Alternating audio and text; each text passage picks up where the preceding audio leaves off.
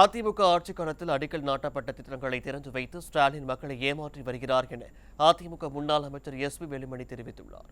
கோவை மாவட்டம் பெரிய வதம்பச்சேரியில் புரட்சித் தலைவியின் 76வது பிறந்தநாள் விழாவையொட்டி சூலூர் எம்எல்ஏ கந்தசாமி தலைமையில் பொதுக்கூட்டம் நடைபெற்றது. இதில் அதிமுக தலைமை நிலைய செயலாளரும் முன்னாள் அமைச்சருமான எஸ்.பி. வேலுமணி பங்கேற்று பொதுமக்களுக்கு நலத்திட்ட உதவிகளை வழங்கி அன்னதானத்தை தொடங்கி வைத்தார்.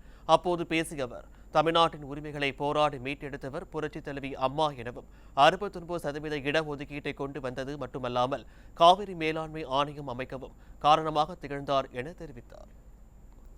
தமிழ்நாட்டுடைய உரிமைகளை மீட்டெடுத்த ஒப்பற்ற தலைவியாக அம்மா அவர்கள் இருந்தார்கள். 69% இடஒதுக்கீடு கொண்டு வந்தது மட்டுமல்ல, இது வர்றதுக்கு அம்மா தான் காரணம் தெரியும். அதுக்கு பின்னால் காவிரி நீர் பிரச்சனை, முல்லை பெரியார் பிரச்சனை, கச்சத்தீவு பிரச்சனை, பல்வேறு பிரச்சனைகளை உரிமைகளை மீட்டெடுத்த ஒப்பற்ற தலைவி அம்மா. இன்னைக்கு முல்லை பெரியார் பாத்தீங்கன்னா 142 அடி உயர்த்தி 152 அடி அந்த வாங்கியிருக்காங்கன்னா தீர்ப்பு அம்மா தாங்க. இதனைத் தொடர்ந்து பேசிய முன்னாள் அமைச்சர் எஸ்.பி. வேலுமணி, திமுக ஆட்சிக்கு வந்த 3 ஆண்டுகளில் திட்டங்களை கொடுத்ததை விட நிறுத்தியதே அதிகம் என குற்றம் சாட்டினார்.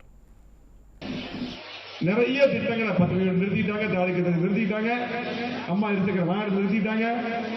திமுக ஆட்சிக்கு வந்ததும் மக்களுக்கு திட்டங்களை தந்ததை விட நிறுத்துவது. ஏன்னா 3 வருஷம் திட்டமே கொடுக்கல.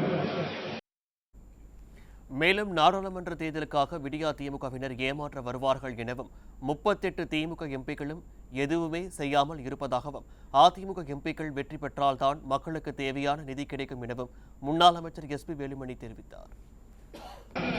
எதுவுமே செய்யாம 38 பேர் இருக்காங்க திமுக எம்பிகள்.